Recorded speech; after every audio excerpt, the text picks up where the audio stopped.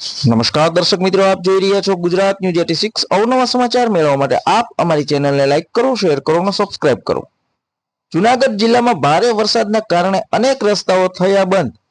વંથલીના સાપુર ગામે કાળવા નદીમાં પાણીનું પૂર આવતા સાપુર ગ્રામજનો માટે અવરજવર થયો બંધ।